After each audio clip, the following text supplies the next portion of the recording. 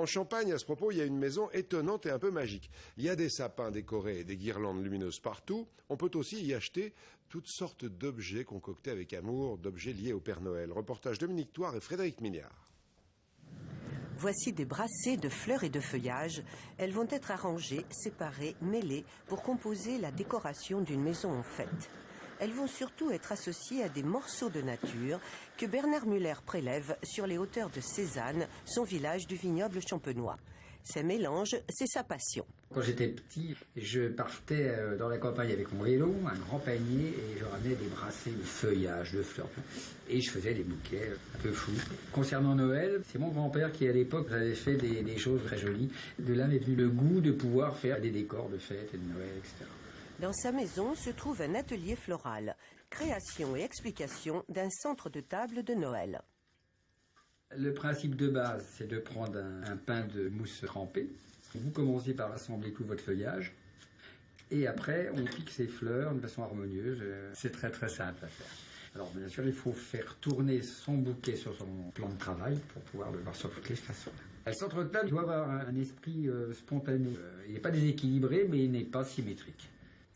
Et toujours au rez-de-chaussée, une enfilade de pièces débordant de 1000 guirlandes, boules, chromos, toute la décoration nécessaire à la mise en scène d'un sapin. Des idées à retenir. Un Noël sans sapin, je pense que ça n'aurait pas de sens. Alors, ce sapin, je l'ai fait blanc et givré. Dans nos pays, on a peu de neige, je crois que c'est fait rentrer l'hiver, ce froid dans la maison. La neige, ça peut être très joli. Et ces traditions, il ne faut pas les perdre. Je retombe en enfance. Et ça me rappelle quand j'ai fait les sapins pour mes petits frères. On faisait ça la nuit avec les parents, c'était bien.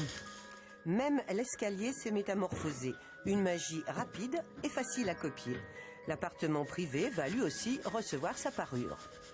Les enfants, on va faire le sapin si vous voulez bien. Pour faire un joli sapin qui soit bien proportionné, on va d'abord commencer par installer la lumière, allumer. Après, donc, on va accrocher les ornements, les boules, alors commençons par des plus grosses vers le bas bien sûr et en décroissant vers le haut. Il faut aussi assortir les couleurs du sapin avec la pièce, rouge ici, chaleureux et gai. On a mis des papillons, c'était amusant les papillons parce que ça rappelle le printemps en plein hiver, donc au milieu des pommes de pin, oui des fruits givrés par exemple. Ça vous amuse? Oui, beaucoup, beaucoup. En touche finale, ces guirlandes touffues un peu rétro. Les boas, les préférés des enfants. Moi j'en ai fait 8. J'ai 9 ans mais j'ai pas encore fait le mien. Bien sûr ça va être joli. Tu le trouves beau? Magnifique. Je le trouve très beau. Et il faut un Père Noël au-dessus du sapin. Il est tout prêt sur la cheminée. Et c'est bien lui qui inspire depuis 7 ans ce lieu étonnant de lumière, de rêve et d'enfance. Encore 15 jours à attendre, le Père Noël met quelques belles idées d'installation de sapin si vous le faites ce week-end.